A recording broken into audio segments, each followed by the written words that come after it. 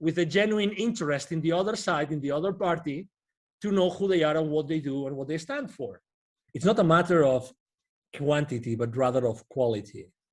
It's a matter of really caring about the people that really care about you. When you're an entrepreneur, you have to really niche down the people that you want to serve. Don't try to go after everybody. Don't try to throw your net to everybody. No. The more precise and specific with your messaging are, the more you're going to attract the people that you really want to serve.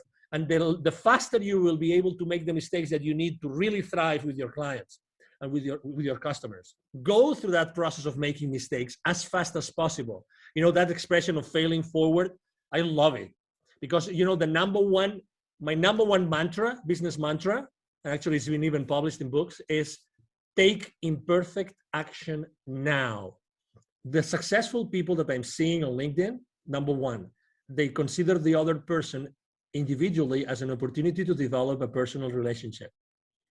Number two, the LinkedIn profile is not a place where you actually publicize your professional career, but rather a landing page. Number three, I see people starting to understand how to capitalize on their previous experiences with the new experience, with the new venture, the new entrepreneurial journey that they started.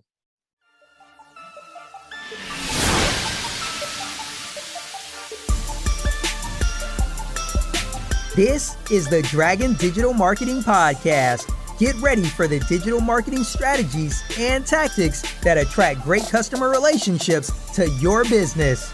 Here is your host, Monique Idimudia.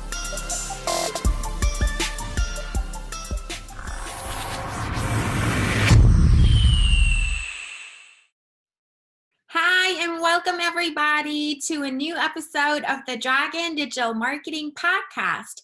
I'm your host, Monique, and you're listening to episode number 40. And today's episode is all about LinkedIn marketing. LinkedIn is such an important social media platform, and it's really special, and you can't miss out on the opportunity of leveraging LinkedIn for marketing your small business online. And here's why.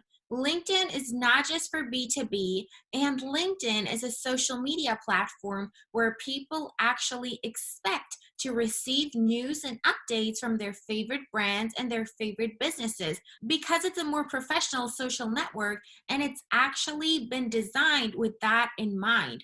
So you're not interrupting people with your posts when all they're trying to see is updates from their friends and family like on other social networks. So I'm super excited to talk about this. We're going to cover the topic in depth, and this is probably the only podcast episode that you have to listen to when you want to learn about LinkedIn marketing for your small business. And my special guest who's joining me on today's episode is known as the CEO Confidant. He's an influencer, he's a LinkedIn strategist and LinkedIn expert. Obviously, he's very successful on LinkedIn and an expert on the topic. He's also a TV host, a public speaker, a CEO consultant, board member, and last but not least, a philanthropist. He's a truly amazing person. And I'm so excited to introduce you to Angel Ribo. Hi, Angel. I'm so happy to have you here. How are you doing today? Very well, thank you. Thank you very much for having me, Monique, and thank you everybody who's listening to us today. It's a pleasure to have you. I'm so excited to talk about LinkedIn marketing for small businesses today. So why is it important for small businesses to be on LinkedIn? Well, thank you. Well, it's funny because when I was in corporate America and I left corporate America 5 years ago, I have to say very honestly that I wasn't using LinkedIn at all. But I made it for some reason. I knew that my future audience was going to be on LinkedIn because I've always been a business to business guy. And so I started my, organization, my small company. And I said, I think that, LinkedIn is going to help me. So I started to basically look around and see what people were doing. And my main goal, my number one goal at that time was, okay, so I have had all those many connections internationally with so many people. And also I had already lived in Dallas for 5 years at that time.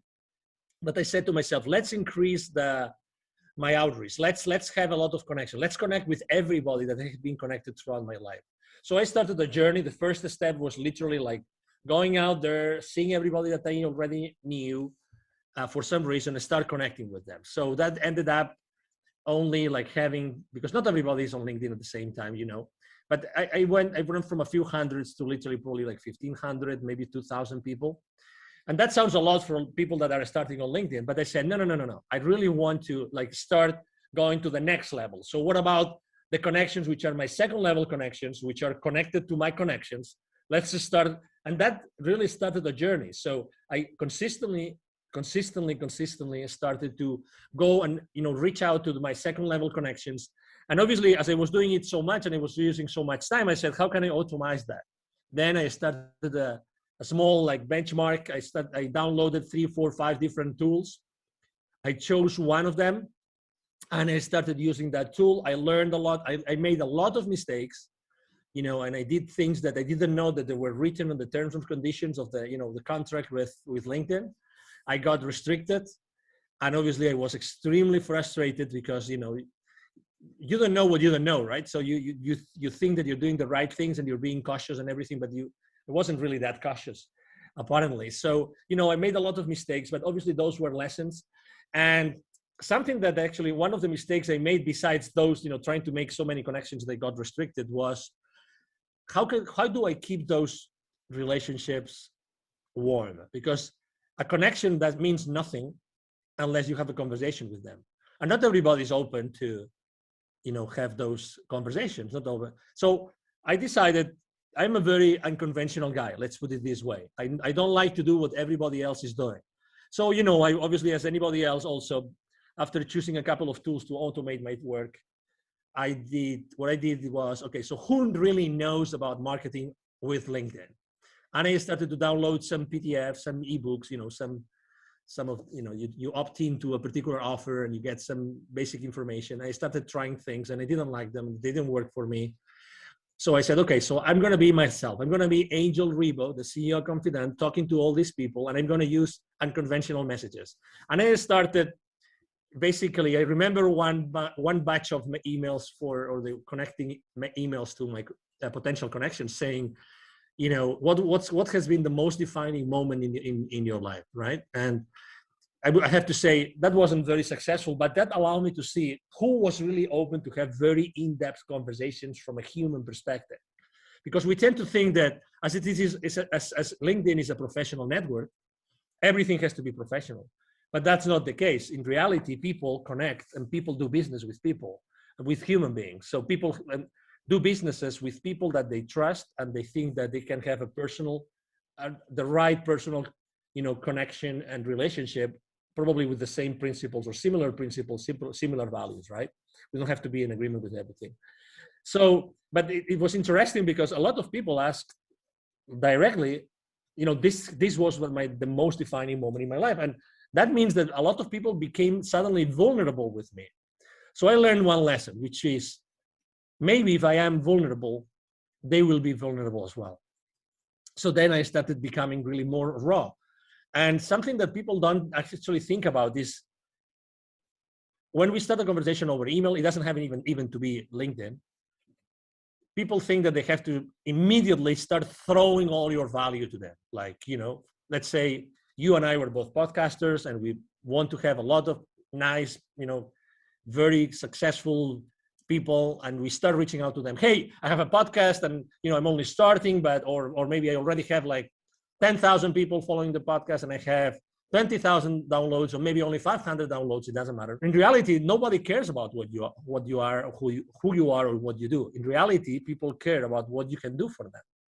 You know, so that's very important. So, you know, I started the conversation with them at that point as if I was in a face-to-face networking event. So let's say you and I meet for the first time. You're in St. Petersburg, Florida, a wonderful place. And there's, for instance, there's a boat trade show in St. Petersburg, which actually it happens a few times a year. And I go there and we meet in a parallel networking event to the show. The first thing we're going to say is probably, hi, Monique, because you will have a badge, right? Hi, Monique, how are you? I'm Angel, I come from Dallas. You know, that will be probably the first conversation, right? Very, very informal conversation. And maybe, you know, we get into a conversation and we get to know each other a little bit and we get to talk about what you do in your life, what I do in my life. And maybe, you know, we kind of like each other. So we continue the conversation and maybe, you know, when you support the small businesses, I can send you a few leads your way. And when someone wants to go international and wants to expand internationally, maybe you send them my way. And that's how things are being built, from being a genuine human being with a genuine interest in the other side, in the other party, to know who they are and what they do and what they stand for. Would you agree? Absolutely. I absolutely agree. That's the secret to everything. Yeah. Exactly. So, I understand that a lot of people have their recipes and have their swipe files and they have their strategies and everything. And that's great. But, I think that until the moment in which you realize that being yourself fully is that you start thriving, that's the most important epiphany that I would probably recommend every single entrepreneur out there, every single business owner, that they try to shorten this path. Don't be in doubt. I'm sure that maybe in the beginning you don't really know if that's the right service to offer, the right product to sell. I don't know if that's the right way to say it. It doesn't matter. There is an exact correlation between the amount of energy that you're going to put on everything that you do and your results. And it doesn't have to be necessarily like politically correct or marketingly correct or salesy correct. Really, it's more important that you are yourself, genuinely yourself, and then everything will happen. Honestly, everything will happen. It's all about energy. I have a friend. He's very good. He's one of the few people I know that really understand sales. His name is Jim Padilla, Padilla, and he always talks about this, about being you, genuinely you, when you are, positioning yourself, your products and your services to anybody else. That's honestly 90% of your success in your entrepreneurial journey, Monique. Absolutely. It's all about authenticity and putting yourself out there, being a genuine human being. And that's how you get connections in real life as well as online. LinkedIn should just be an extension of, the real physical world that we're in, and now we're taking it online, but the same principles apply. If you walk up to a person and you're immediately pitching to them, or even worse, it's an automated outreach message, you can tell at the first sight that it's not real, it's not authentic, it's been generated by a bot, and that just doesn't make you look sympathetic, and people will not want to connect with you and engage in any further conversation with you if you haven't made an effort to learn more about them and build rapport and so on and so forth. So you've touched on a lot of things. You got burned with. Sorry about that, Monique. No, that's a valuable experience to share because it taught you to be authentic and to reach out to people manually, right? And you started with your first degree connections, and then you went to the second degree connections and so on, and just expanded your network and actually reached out to those people. The connection itself doesn't give you anything, but you have to start a conversation, and that's how you do it. That's the strategy. That's the plan of action that you have to map out to be successful on LinkedIn. So absolutely. Would you say that LinkedIn is only for B2B, or can people who are in B2C also leverage LinkedIn for their digital marketing? Oh, definitely. And I'm probably a good example because, for instance, of my 20, right now I have around 27,000 connections. I have a high level of engagement. I typically have an engagement between 6 and 10%, 9 something percent on my posts, which is pretty high. And I have thousands of views of all my posts. And I would say that, one of the lessons I've learned is that you have to not only be genuine on that connection, on that relationship, but also that when you continue that conversation, that you have to be, it's not a matter of quantity, but rather of quality. It's a matter of really caring about the people that really care about you. Obviously, we all would like to, right now or tomorrow morning, we get up, we go to LinkedIn, and our last post has 20,000 views, 3,000 comments, and 5,000 reactions. But this is related to the game of influence. I'm going to repeat this, the game of influence.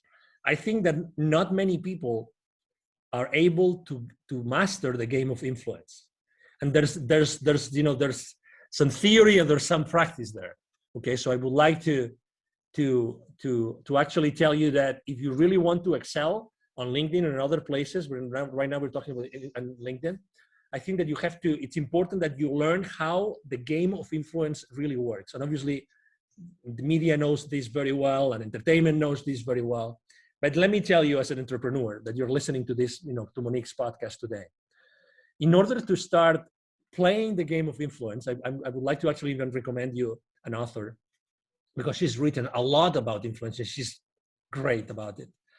The number one rule, and the first rule, not the number one, but the first rule when you want to start playing and gaining more influence for yourself, for your content, for your brand, for your company, is that in order to gain influence, you have to give influence as a first step. You have to give influence. Don't ever consider yourself that you are small. It doesn't matter how many connections you have. It doesn't matter how many people actually engage with your posts. You have a connection. So you have an influence. So start giving influence to the people that have more influence than you, and go and interact with the people that have more influence than you. So that's two different things, right? But make sure that you do this. Look around who in your industry, who in your niche has more influence than you today, say on LinkedIn, right? And go there and try giving them more influence. So interact with them, because this is going to help them. And if they are professional enough in that, they will follow you back and they will start giving you influence back. I've done this literally hundreds of times already in these 5 years. And I can tell you, if you do that, you're going to gain more influence. And how does that relate to your question? Is it only business to business or business to consumer? I have 27,000 connections, 76, almost 70. Actually, now I think it's almost 78% are C-levels. Okay, so are people who have, positions high up in organizations, and most of them are on very large organizations. Okay, very large organizations. So that's why I think that obviously I'm not only, when I'm working with my clients or with my clients' clients, and with both, we all help each other on LinkedIn. When I reach out to these people, I'm not only reaching out to their companies, but I'm also building those those one-to-one relationships with them as a human being. So to your question, absolutely. If you are offering, for instance, a product or a service who's only for a specific individual, because what you do is you have let's say a coaching practice. You want to coach someone, or you want to consult someone, you want to, for instance, help corporate executives to get out of the corporate world and set up successfully their venture, their company. Is LinkedIn the right place? Of course. But also, if you're offering, let's say you're offering luxury hotel stays in, I don't know, in Bahamas, for instance, or villas, is LinkedIn the right place to do it? Absolutely, as far as you are talking to the right people, the right audience. And when you develop this relationship that they trust you because they have exchanged a few mails, or you have given them some value that they wanted or they needed, then you can actually offer them other things. You can offer them other products. You know what I mean? So at the end of the day, it doesn't matter where you are. The fact of the matter is that as far as you develop those strong relationships, you will be able to offer them both services for their companies and services for them personally. Absolutely. That's the power of the principle of reciprocity. You give before you ask, and people will reciprocate really most of the time. And everybody's on LinkedIn, not just, entrepreneurs and people who own businesses. A lot of people who work in jobs are on LinkedIn well. So no matter whether you're in business to business or business to consumer, everybody works P2P, people to people. So you can find your audience on LinkedIn and leverage it as a tool. And it's a huge social media platform, and you definitely be missing out if you wouldn't leverage LinkedIn. Now, we focus time and resources, our people, our money in our digital marketing strategies. So how can we leverage that to actually see a positive return on investment and make it an investment and not an expense? We actually want to generate leads and sales from our activities on LinkedIn. So how do we go about that to make it worthwhile and to make it profitable and efficient to actually get leads and sales from LinkedIn? Obviously, great question, and that's the $1 billion question, right? So After you have developed those relationships, then you have to start doing a triage that they call, right? The triage. So you have to start really knowing what every single company or every single person really wants. I'm going to see what I'm saying want. I'm not saying needs. I'm saying want. Because why? Because you, as the expert matter on something, okay, as the, you know about something, you know a lot about something that's the service that you're offering. You know exactly what these kind of people might need. But guess what? They don't really know what they need. What they really know is what they want. And that might sound a little bit subtle, but it's not subtle. It's the reality. Is that you have to know what they really want. So you have to create that space in which you consistently talk with them, generally speaking, like automatized or one-on-one, so that you eventually get them to tell you what they want, okay, what they want. And different people in the same company might want different things. The thing is, can your service or your product fulfill that thing that they want? Yes or no? You are the expert. So you're going to give them what they need, but they're going to buy from you what they want. Okay, so again, this is a subtle difference, but it's extremely important. I have a very common mistake we make when we go out there. And again, I receive literally 40 to 50 messages every single day on LinkedIn. Every single day. I have around 20 to 30 requests for new connections coming to me every single day. Every single day. So, and I have to tell you, less than 1% of the messages sent to me, I really am willing and open to have a conversation. Because they just throw things at you, without really caring about me. You have to be, when you're an entrepreneur, you have to really niche down the people that you want to serve. When we are entrepreneurs and when we start our journey, we are extremely fearful about many different things, about money, about the future, about the uncertainty, you name it, about family, about mortgages, about our bills, you name it. I mean, you are an entrepreneur, Monique. I'm sure that you resonate with what I'm saying. But guess what? The more precise and specific that you are with your message, the more you are going to connect to your audience. And it doesn't matter how big your audience is. It doesn't matter how, in theory, your audience, how big in theory is that going to be. In reality, you only probably need what? 2, 3, 4, 5 clients to start having your business, ramp up. So, and when you start doing that, guess what? You start making mistakes. Oh no, Angel, no. I don't want to make mistakes with my first customers. Well, guess what? You are going to make mistakes with your first customers because that's it has to be like this.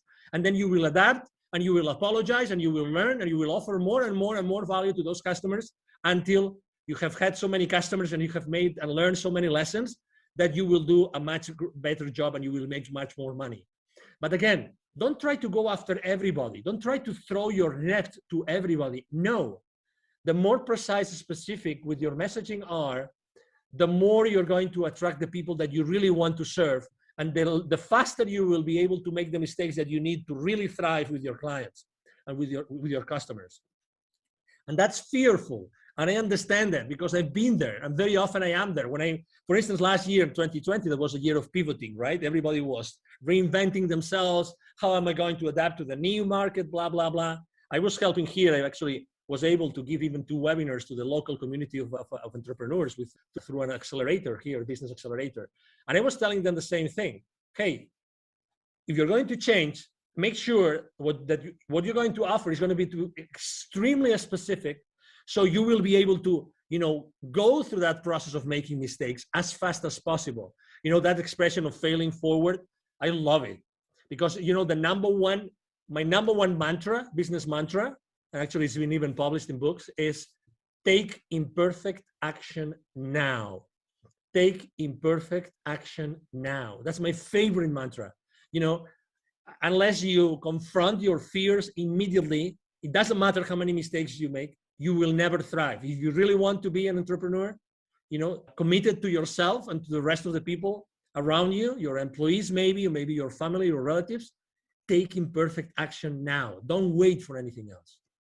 Absolutely. I totally agree. In order to get where you want to be, you have to get started. The first step is the most crucial step.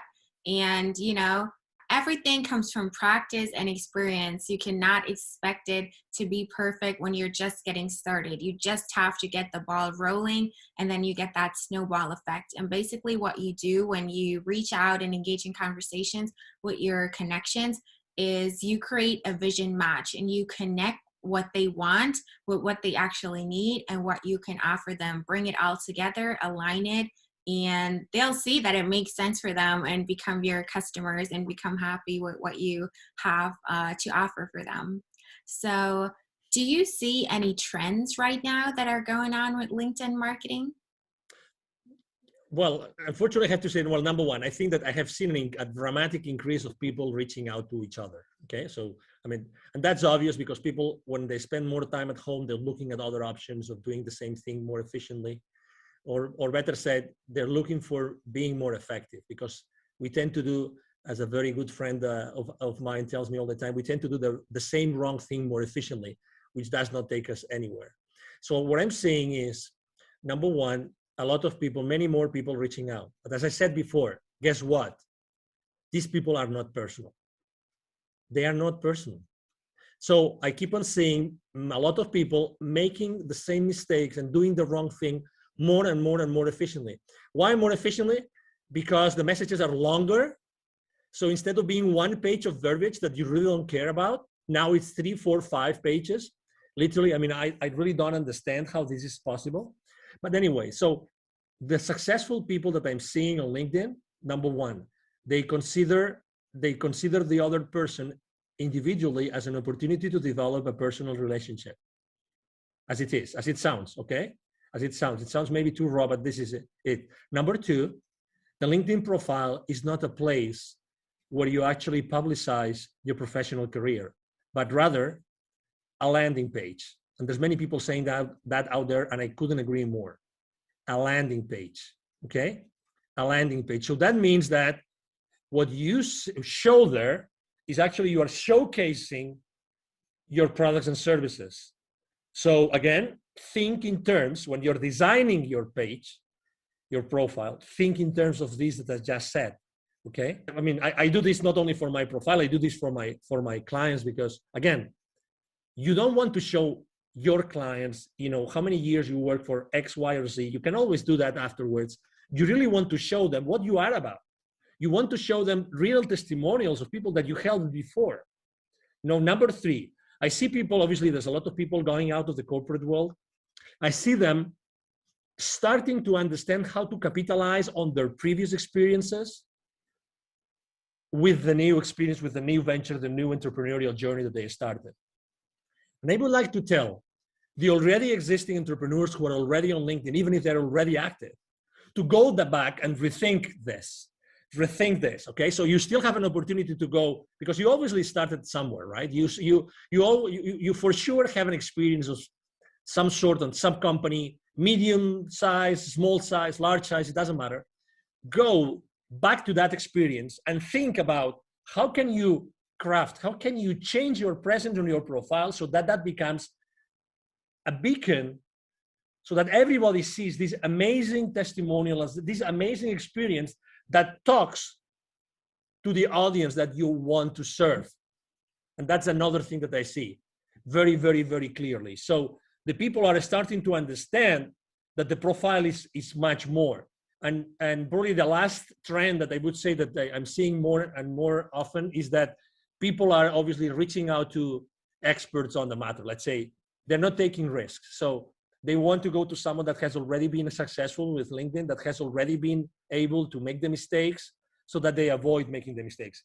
If someone gets restricted on their profile right now, very honestly, and there's thousands of them every single day, is because you want. Because I already warned you. I made the mistake. So why would you make the mistakes if I'm telling you what mistakes not to make? You know what I'm trying to say? One of the main mistakes I made, I don't know about you, Monique, when I started my journey, I didn't ask for help. And that was a big mistake, because the most precious resource that we have in our lives is exactly that, time. It's time. I wish I had invested more in other people helping me when I started my journey, because they would position my business into a place in which I would probably have saved 6 months, 12 months of time. And time is the most scarce resource The only scarce resource actually we have is time. And I would encourage everybody of you listening to us today to please consider investing in people that have already been there, that have already taken that journey, so you are able to learn all those lessons and really don't waste so many months or even years in your life trying to do the same wrong thing more efficiently, but rather being more effective. We need to be more effective, Monique. Yes, I absolutely agree. All of those people who are reaching out with those annoying, unpersonalized, automated messages, they're not really your competition. Everybody ignores them. Everybody's just annoyed by it. They're not taken seriously. And, nobody is willing to give them a chance and do business with them because they've messed up the first impression. That's number one. Then I love your analogy to your profile not being, a CV, but it's your landing page. So you can really showcase yourself there and use that as a tool. And what do you think about creating content as well, posting on LinkedIn and really leveraging all of the features that the platform has to offer? Exactly. Well, obviously you're preaching to the choir here, and you know that, as I said before, I post every single day. About content creation, obviously I'm a big believer, and I think that, I learned many lessons in there, and I would love to share them with your audience, obviously. Number one, you have to be persistent, okay? So I have to say that I wasn't persistent before, and I wasn't creating before I wasn't persistent, and I was just sharing someone else's content. You can do that, and it's not bad, and you are helping someone else. And it's okay, but it was until I started, and I have been right now probably posting every single day for the last literally 10 months, probably right now, every single day. And I'm posting, I would say, three types of, or two types of content, just to simplify, to make things easy for people. Number one, I post about my business and about my clients' businesses. Okay, actually, I myself, I use my profile, I use my influence, so I actually help my clients with my exposure. So I expose their content, their videos, their interviews with my audience. I mean, that's what influencers do, right? We use our influence to favor the business of someone else, and that's something I do. So then I have a first type of content, which is my own content and my clients' content, and that is typically 3 times a week, 3 days a week. Okay, and then. So I post typically once a day. And then the rest of the days, it's really related to something personal that happened to me, or something personal that I see happening to others very much, and I think that interests them, or something which is related to a specific date. So it's Nelson Mandela Day, or it's St. Valentine's Day, and then I post something about it. And I have to say, I mean, I love writing copy, and I have actually a great copywriter in my team, and we really, I mean, we really love to do it. We really love to do that. And if I had to give you a reason why I post so many days personal stuff, it's because people like to know really who you are. People like to know what you think.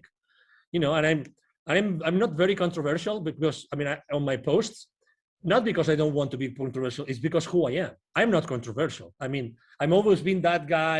I come from a Catholic family in Spain, and Spain is a very Catholic country, and I always was trying to be in the middle and try to be the moderator in fights, this kind of thing. That's who I am, right? So last year, for instance, I can tell you that I posted a lot about building bridges. Everybody was burning bridges. Everybody was here or there, and you are in Florida. So, I mean, I think, as you know, Florida is also a very polarized state, right? And Texas was also very polarized last year before the election here in the US. You know what I'm talking about. So I did not post about politics, not one time, actually not one time in my life, just because I think that we human beings, we need to discuss other stuff. I'm not here to discuss about politics, but I know that people were feeling that they were losing some friends to discussions, to fights, to arguments. People were feeling they were losing some. I mean, who hasn't unfortunately lost some friends or even some relatives to some insane arguments that inside of you that weren't the right thing to do, but it's done, and I can cope with this kind of arguments, blah blah blah, whatever that is. That's why I posted so often about building bridges. And the other thing I actually posted a lot last year, just as an anecdote, was give me a break. I really posted many times about those days that you woke up and maybe you listen to the news you made the mistake of listening to the news, and then the news, guess what? Boom! It was like a download of, oh no, I'm depressed for the rest of the day. So I know that people needed a break, and people needed to actually listen, that someone was listening to them, that really we all need a break. Maybe we cannot go anywhere now because there's restrictions traveling or whatever. Maybe we can just go to the neighborhood. We could just go to the county next to us and do something different for a day. We can just stay at that other hotel. You live in St. Petersburg, maybe you don't need to go to the beach, but you like to go to the other side of the peninsula, and it is what it is, just for a change, just to change your mind and put yourself in a different mood, in a different emotion. So I think that it's very important for your audience to know who you are as a person, and also obviously to post about your business, because you want to do business at the end of the day. Yes, it has to be well balanced, that's for sure. Exactly. So what do you think about influencer marketing on LinkedIn? How is it working with influencers on LinkedIn? It's certainly very different from the, stereotype of an influencer who's doing beauty, makeup, or travel or whatever, and they're calling themselves influencers. It's different on LinkedIn, right?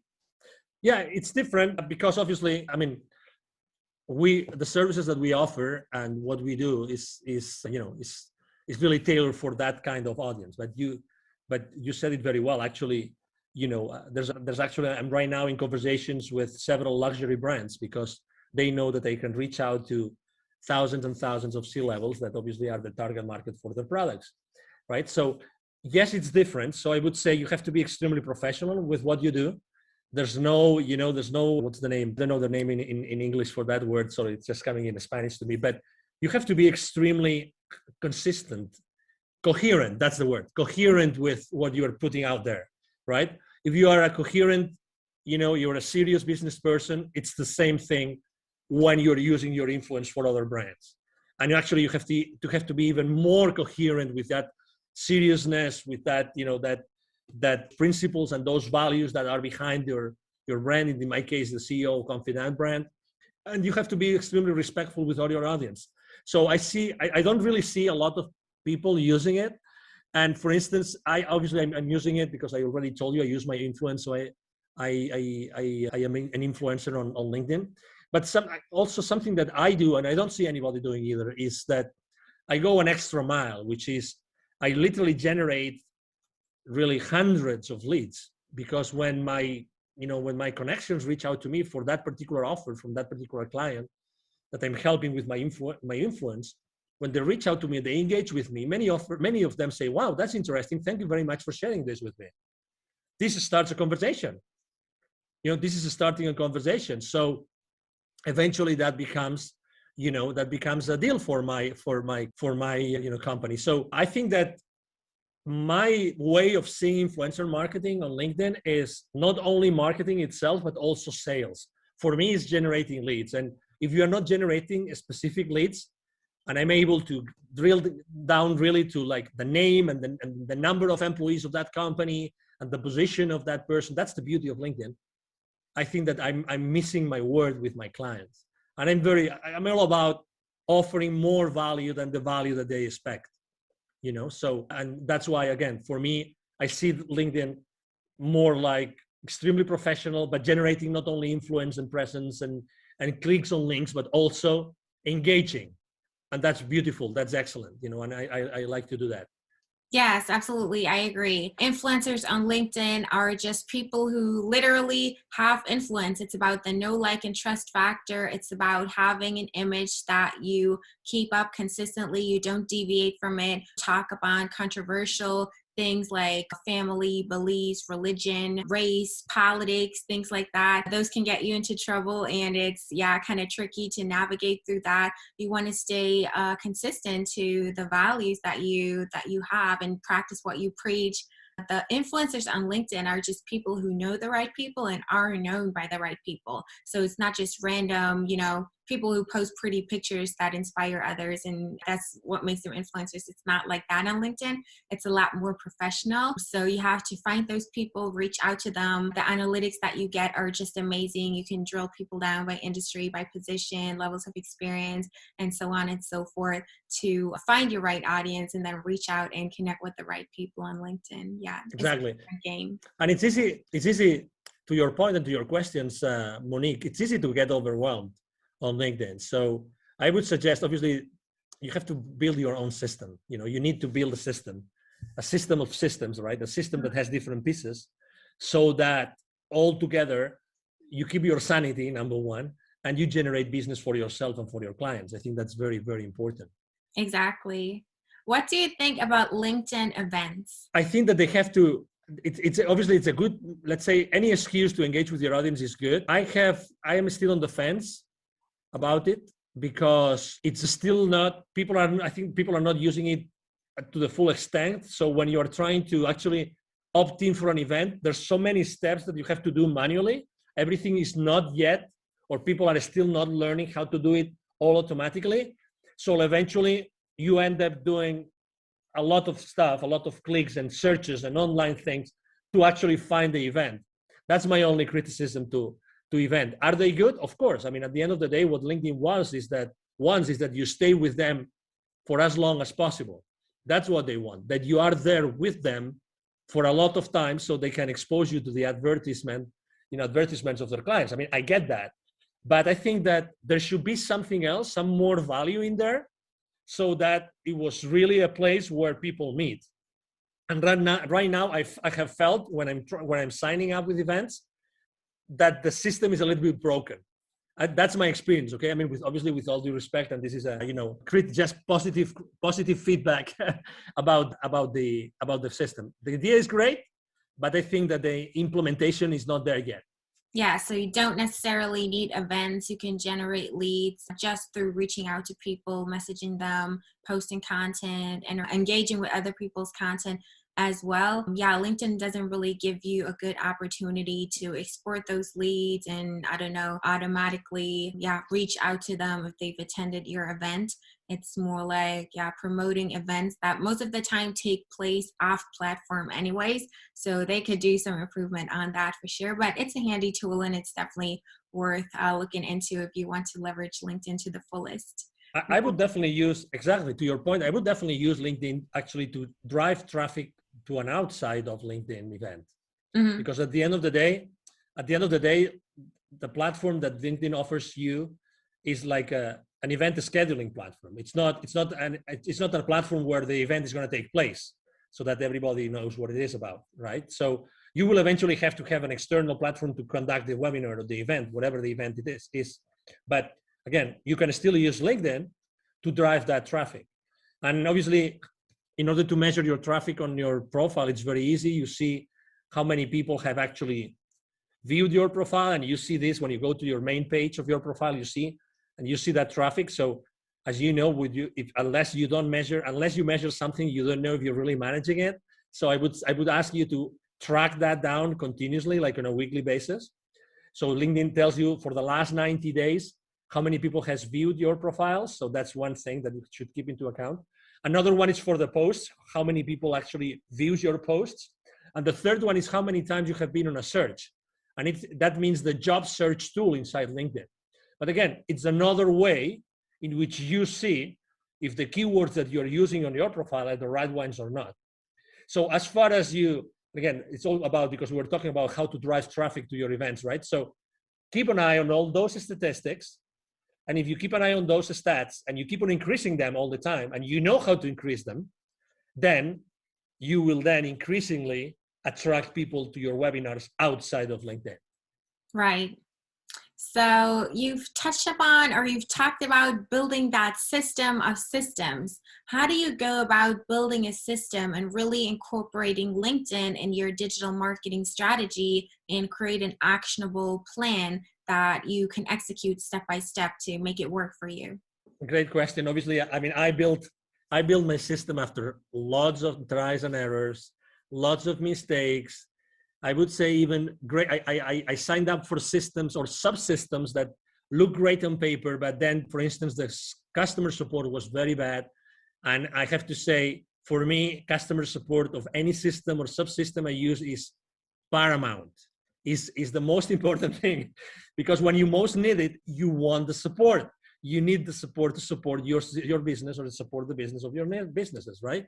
So I ended up doing a mixture. So there's several subsystems that they use to track the messages on LinkedIn, to track the connections, and to throw campaigns, to launch campaigns to different audiences, because I want to really send the right message to the right person. Then I also use Sales Navigator, because it's part of Sales Navigator is really the high quality search tool.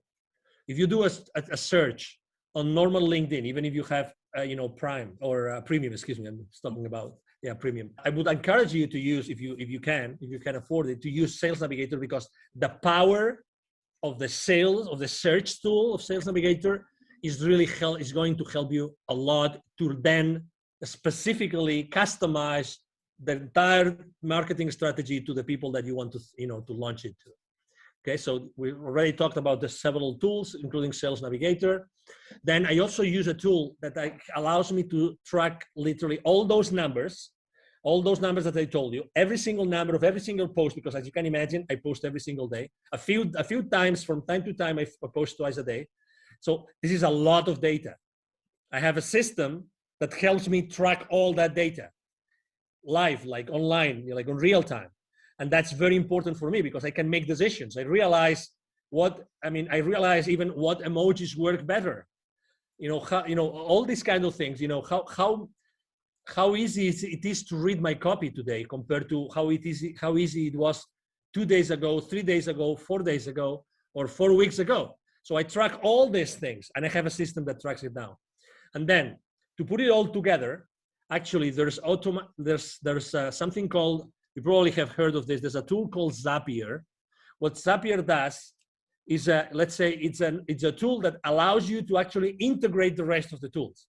So I would say, if I can use, and with all the respect to all the people that believe in God, including me, right? Zapier is the God of technologies, okay? Zapier is like the octopus. If you've seen that precious movie, My Octopus Teacher, which I recommend to everybody, by the way. So it's like the God, which is in the middle, that helps you integrate the rest of the tools. So I put Zapier in the middle, which is really easy to use. And it helps you manage different triggers of different events happening in different places. You can actually integrate email into that. And I have actually also, and that's the last part of my system, I have built actually spreadsheets on Google Sheets, fully integrated with the rest of the system, so that I have a dashboard. Okay, so here you are. I have a dashboard that has all my leads, all the leads generated on LinkedIn, all the leads, all the emails that I'm sending through my email system. And all those systems are integrated onto a dashboard that I have had designed on a spreadsheet. So this is my entire system, right? It sounds complicated, because I have tried to explain it to you the way that I was little by little integrating the different subsystems, but right now, works flawlessly. And what I'm doing I have someone in my team that has helped me build the systems for me and for my clients. So right now it's like duplicating the same system, so it works for other people. That's the beauty of it. Again, it was what I was saying before. I mean, it would take for you many months just to do a benchmark of the different technologies and subsystems. When you have a system that already works, how much is it? How much is for you? How much is 3 months of your life worth for you? How much of not having to pay more bills? Add up the bills that you have to pay. Add up your cars, your mortgages, the utilities, the clubs, add all those up, multiply it 3 times, or maybe 6 times. How much is that for you? If you could start generating revenue in 30 days or in 60 days, that's why I always talk about the same thing as I said before, taking perfect action now, but get help. Be the solution. Don't be the problem. Don't keep on working on the problem. Work on the solution today. Yes, I think that leveraging marketing automation and taking advantage of all of those tools to facilitate the processes for you is a smart thing to do. And everything has to be integrated nowadays. you can't, invest your time in doing repetitive things manually over and over again to create the spreadsheets and everything yourself. And you want to leverage tools for that. And Zapier is a great tool. I use it myself. I can definitely recommend it. Sales Navigator, I'll link the tool recommendations that you gave us in the description as well. What tool do you use to track your activity live, and what helps you figure out which emojis work best for your social media management? Yes, there's a tool called Shield App. Again, I'm doing some, I'm doing some referral marketing, affiliate marketing today, but it's okay. I mean, I'm not making money with any of those, by the way, so that you know. But if you would like me to share the links to those technologies, I can do that, Monique. If you want me to do it, I will be more than happy to do it. But I use, actually, it's developed by some European high-tech team. Great support, great technology. It gives you great information. It's called Shield, like windshield, but Shield only app. Again, great technology. When I saw it, I said, "Oh my God!" I used to use a spreadsheet, and I'm kind of I used to be a control freak, but now I am micromanagement with myself freak, because I really want to know how to improve things. I want to make small improvements little by little, but I need data. So I was collecting manually every single thing. So I had a spreadsheet, post, date, blah, blah, blah, hour of the day I had posted, blah, blah, blah, all of those things in the spreadsheet. When I saw that system, I said, "Oh my God, you have heard my prayers. Thank you very much for exposing me." And I have to tell you, I'm all the time looking for new technologies, all the time, Monique, all the time. Even if I'm super happy about Shield App and Zapier and all those technologies I'm using, I have to tell you, I'm always looking out there, because right now there's so many disruptive technologies. There are so many, Monique, that, I mean, there can be right now out there some technology that probably can do something for you that you don't know, you can't even imagine, using machine learning, using artificial intelligence. Oh my God, that could probably save you 2 months of marketing, 3 months of marketing, or 6 months of prospecting, of cold prospecting. Oh my God, what does that mean to your business? Again, we entrepreneurs, I think that we're very conscious about all the bills we pay every month, right? So every month we pay those bills, and those are so much, and how much money I have to generate every month to break even, or obviously to make money so I can save up for a new car, for a new vacation, for a new experience, or for having this wonderful present I want to give our parents, right? I mean, who doesn't want to give a better life to their parents, Monique? Absolutely. Yeah. That's why I love asking about tools. I'm all about, leveraging technology to make things easier and faster and automated for us, so we can spend our time doing the things that are more important for us, and we're not wasting time. We have to be the most efficient nowadays. Absolutely. Thank you. Thank you very much. I have to say that I really love it when the rubber hits the road, because it's really there. I mean, right now, everybody listening to us, they can go out there, look for it, buy it, try it, test it, and see, oh my God, yes. Yes. And that's what we want. I mean, we really want, you are a public figure, I'm a public figure. We are here to really help people. We really want to make these shows, these conversations useful for people. We really want to do it. Yes. That's why we do it. I mean, we're using our time. It's, we're recording this on a Friday. I'm sure that you have many better things to do today. You could be, you know what I mean? I mean, we have choices in our lives, but we still choose to be here because we want to really share our experience. If our experience can help someone, if today there's only one person, even if there's only one person that resonates with my message today, oh my God, this conversation with you, Monique, has been enough, because we've changed someone's life forever. And that's the beauty of having these conversations publicly.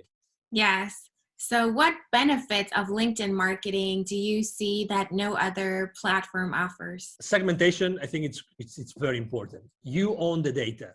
You don't have to trust that someone is going to categorize the data for you as other platforms. In this case, you know exactly who you're talking to. And you have contact information, direct contact information with the people that connect with you. Okay? Obviously, in the bad hands, that is going to lead you to a restriction. But the good thing is that you really can touch upon the data of the people that trust you and you trust them. And that's extremely important. Okay, as I said before, and you asked me, is it only B2B or maybe it can be also B2C? Absolutely. If you do it right, Again, if you do it right, it can be B2B or B2C. For instance, I had a client that he was developing a personal app, right? A personal app. And that app, he was only thinking of, no. In order to sell that app, it's for private people. It's for, it's for the mom and pop, and maybe not young people, probably mom and pop, or, middle age, blah, blah, blah. I should use probably like, it's probably going to be Instagram. And I said, well, and do you think that maybe there are a lot of mom and pops that work in large corporations? And do you think that maybe that could interest a corporation? So again, it's the flexibility, it's the granularity, that's the word. Granularity of information that LinkedIn offers to you that you can actually then use to, drill down to who you really are interested in talking. And that's beautiful. Again, read the terms and conditions, because you don't want to be restricted. But this wealth of information, again, to be honest, I consider LinkedIn to be a search tool. It's nothing but a search tool, to be honest. It's a search tool, but a very powerful search tool that allows you to do a lot of things. But it's a search tool. Yeah, that's right. It's a very powerful search tool. Actually, if you go now to Google or to any search tool and online and you put my name, I bet you that probably the first line of Angel Ribo, R-I-B as in boy, O, is going to be my LinkedIn profile, for sure. Obviously, because I have thousands and thousands of people watching my profile, every single day, but also because they want to be a search engine. They want to be so that whoever is looking for someone, the traffic is now driven back to LinkedIn. That's what they want. LinkedIn wants you to be spending a lot of time on LinkedIn. That's what they want. Yeah, so it's self-reinforcing, and your goals and the goals of the platform are aligned, and they keep pushing you more and more because you do what the algorithm wants to see. You don't, try to drive people away from LinkedIn and, always link to other websites and try to get them to leave LinkedIn or whatever. No, you're using the features that LinkedIn offers you to engage with people and pursue your marketing goals, and you're doing it all on the platform. You're using their events feature, their messaging feature, you're sharing content directly on there, you're endorsing people, receiving recommendations, giving recommendations, and collect everything on LinkedIn and use that as your marketing tool, use your profile as your landing page, and that helps LinkedIn out. And if you help them out, they want to help you out too, so they're not going to punish you, they're going to give you an amazing organic reach and all of that, and it's just a win-win. That's right. So LinkedIn also has this feature where you can publish articles. So you can also use it as an extension of your blog and publish stuff there on LinkedIn. Do you recommend doing that as well?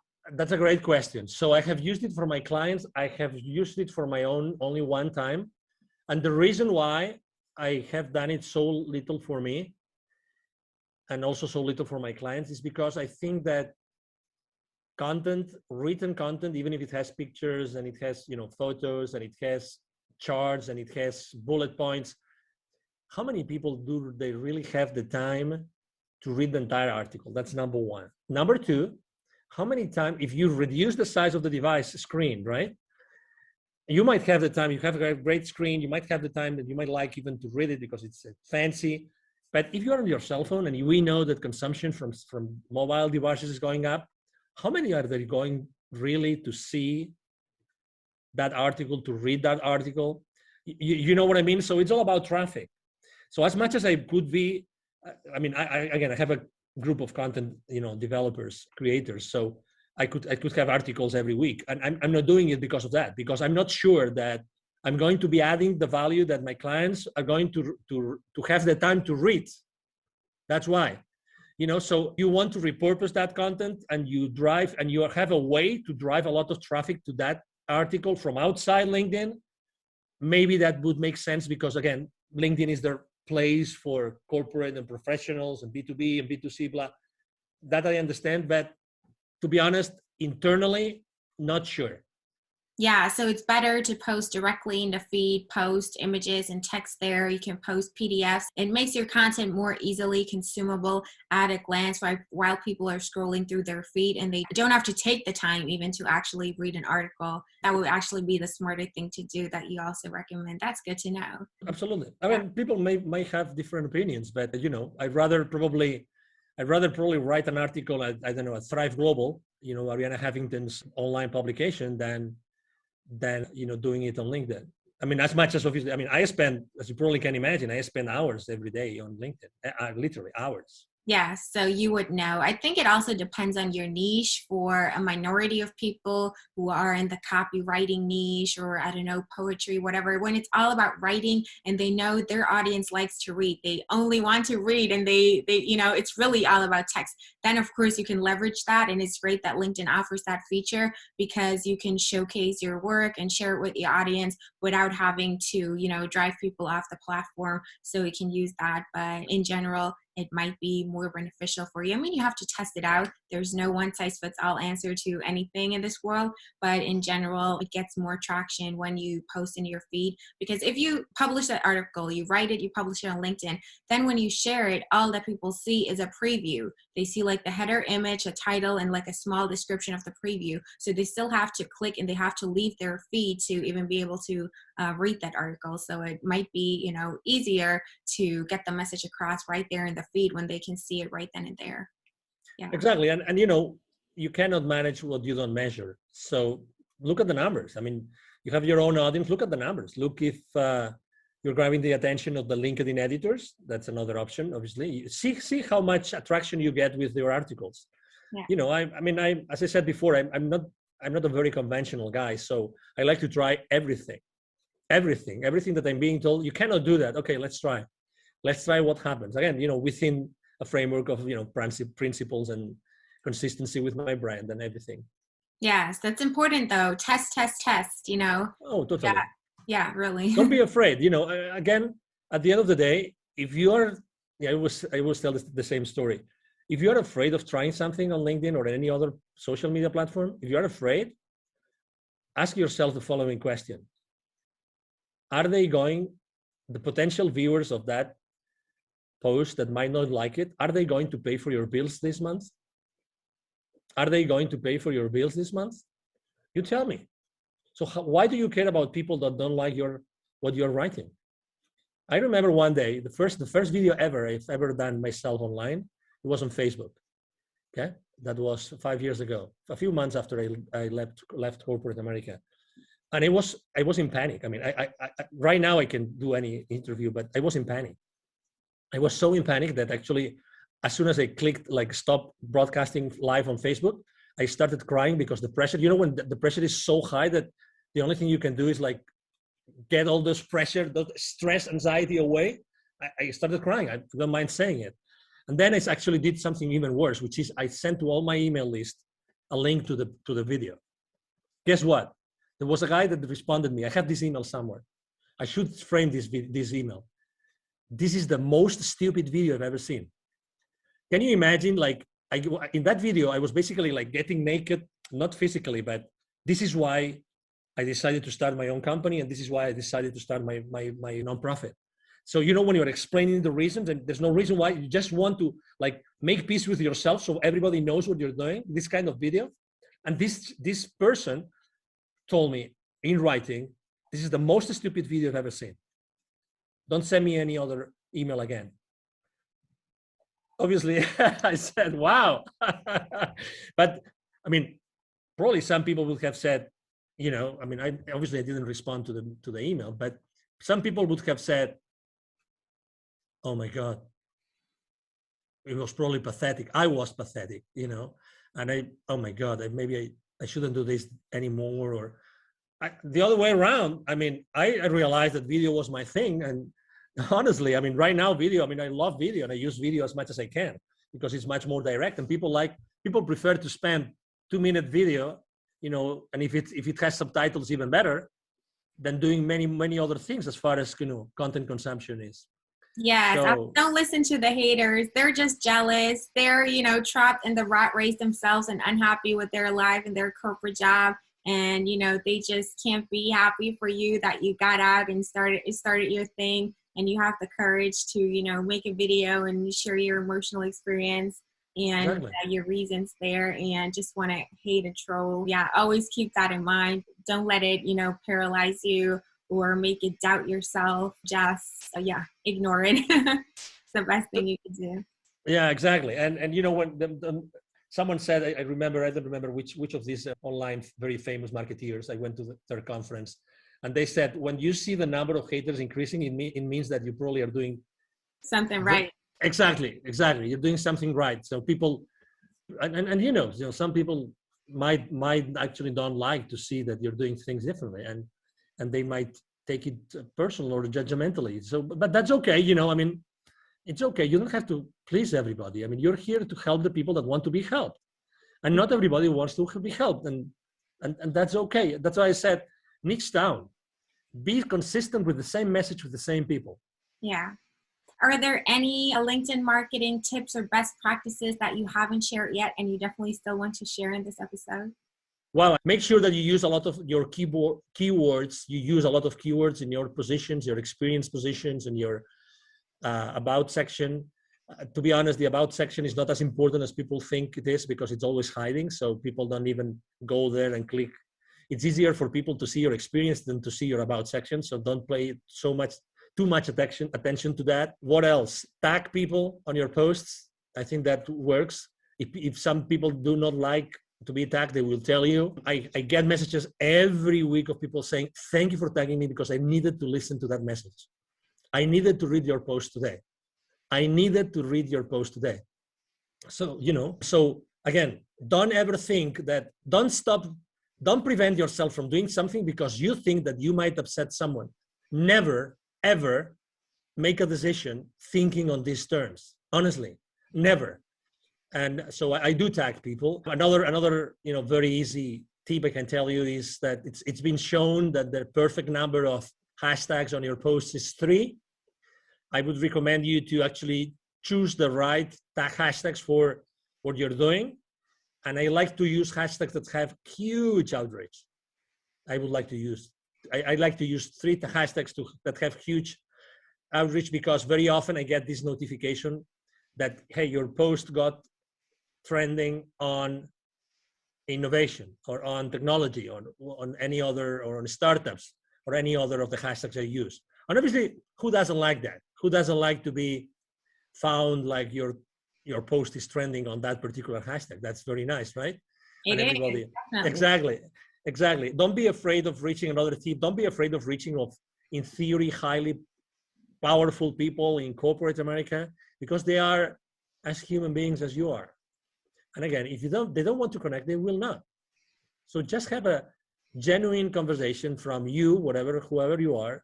I'm XYZ, and I'm reaching out to you because of this, and that's it. Again, don't be afraid of making mistakes. There can be, I have really, really like very powerful people on my LinkedIn. I have multi-billion-dollar, CEOs, company CEOs on as my connections. And I treasure a lot those connections, and I don't bother them unless it's necessary, and obviously bother for me means sharing some value that I think that it might be useful for them after I have had a conversation, right? Absolutely. So exactly, spend a lot of time, see what other influencers do, see what, again, don't take anything for granted. Very often, people are offering me services on LinkedIn services, and I go to their profiles, and guess what? I look at their posts, I look at how many people engage with their posts, and guess what? Are they walking their talk? That's my question. It's like, that's my question. I remember when I was at some point in my life, I was literally teaching, dozens of salespeople. I was giving sales training. Today I do it, but more on a reduced size. At some point I had more than 150 people attending to my courses, and many of them were 40, 50 live. And I remember that I was always giving them a piece of advice which is related to religion. Okay, so this is the piece of advice. As you probably remember, one of the 12 apostles of Jesus Christ doubted that he resurrected. right? And that one, well, there were a few that doubted it, but there was one specific, which is the main goal of this, an anecdote I'm sharing with you. That was Saint Thomas. So for those of you that remember what the Bible says, or what the Gospels say about Saint Thomas, is that Saint Thomas didn't believe that that person was Jesus, resurrected Jesus, until he put his hand on the wound that he had under his chest. And I always use this anecdote with my salespeople, which is never believe anything that anybody tells you in any company until you see it with your eyes, until you put your hand in the wound, in the side of the body of Jesus. Don't believe it. Obviously with all due respect, okay, I'm using this anecdote with all due respect to everybody. But unless you double check and you triple check, don't take anything. Don't take the word of anything. I mean, don't even take my word today. Honestly, make your own decision, and and go and research and do your research and see what's the exposure of a specific person. I mean, if someone is recommending you to write good copywriting for LinkedIn, for instance, which is actually that's another lesson for another day, Monique. We can talk about what is the copywriting the copy that sells on LinkedIn, right? So, and obviously we write every day, so we've kind of learned a few lessons. So if someone is offering you copywriting for LinkedIn, test them. Go to their post and see how many people actually watches their, views their posts. Honestly, and how much content do they have? How can they tell you that their content is good if they cannot tell you, they cannot show you that they have written, I don't know, we right now we probably have 200, 300 different posts of our own created, content. So don't take anything for granted, really. If you want to trust something, or if you want to try something or the services of someone, go there, look online, and make sure that what that person is saying or that company is saying is true. I would really recommend everybody to do this. Double check on everything. Make sure that things are true and people really walk their talk. Yes, verify their claims and look for some social proof before you just blindly trust anybody on the internet. That's right. Exactly. So, Angel, how can people reach out to you, find you, contact you if they want to learn more? Maybe they want to work with you. Absolutely. Thank you for the opportunity, obviously, again, Monique. So it's very easy to find me, obviously, on LinkedIn. My name is Angel, last name Ribo, R-I-B as in boy, O. My brand is the CEO Confidant. So if you go to even if you go to Google, you will find me easily, Angel Ribo. I have a team of people working with me. So we answer all the messages on LinkedIn, those 40, 50 daily messages on LinkedIn, they all get answered, all of them. And also my emails, I would like to actually offer my direct email address. And again, I respond, either myself or my team will respond the emails. My email address is angel@angelribo.com. angel@angelribo.com. That's my email address.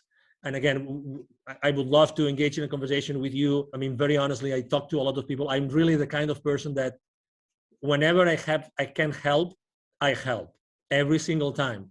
Anytime I'm being asked, I mean, just to give you an example, for COVID, this local business accelerator that serves so many small business owners and entrepreneurs and startups, they asked me if I wanted to be their mentor for some of their organization. I said, of course, anytime. So I'm this kind of guy. I like to help because I believe strongly in something that you said. And actually, I believe in that law, universal law of reciprocity. I mean, it is what it is. We cannot fake it. We can't change the laws of the universe. It's the law of reciprocity. The more you do, the more you receive. So I really strongly believe in that. And you can test me anytime. You can test my claim anytime, reaching out to me directly. And again, as I said before, thank you very much, Monique, and thank you very much to the audience listening to us today. You're welcome. It's been my pleasure to have you here. You shared so many valuable tips. It's amazing. Highly appreciate it. And I think it's a great interview. Thank you so much. Absolutely. Thank you very much, Monique. Thank you so much for watching and listening to this episode. This was a super valuable episode packed with actionable tips and tactics that you can start executing today. I'm sure this has helped you out a lot, and I have something for you that's going to help you out even more. I have a free gift for you, and it's a buyer persona template. A buyer persona template helps you to create detailed buyer personas, which are semi-fictional representations of your ideal customers for your business, so you can tailor your outreach on LinkedIn, you can tailor your copywriting to your ideal clients, you can tailor your messaging, all of your marketing campaigns, all of the content that you create and put out there to actually speak to the people who are in your target audience and resonate with them and stand out and cut through the noise and be unique and differentiate yourself from all of the other people that use automated outreach methods for their LinkedIn marketing, or just put generic stuff out there that not really speaks to a niche and thus is irrelevant. So if you are looking to really see results with your marketing and tailor your messages to your target market and your audience and the people that you want to reach, you need a buyer persona to make it specific, to make it personalized and custom and tailored to them,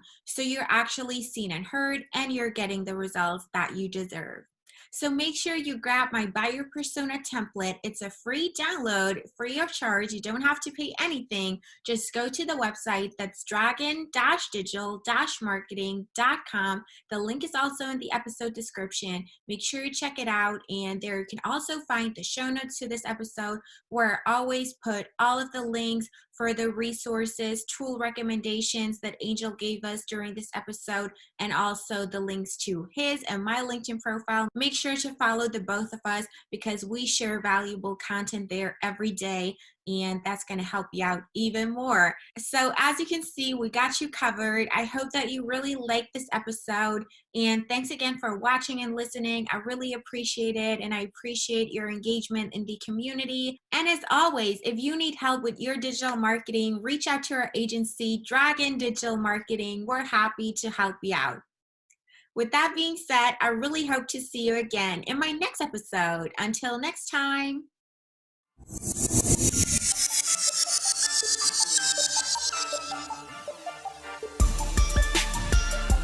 Thank you for joining us for this episode of the Dragon Digital Marketing Podcast. You can visit us at dragon-digital-marketing.com for more resources and for more episodes. Let us know how you like the show and write us a review. We are grateful when you like, share, and subscribe. We appreciate you.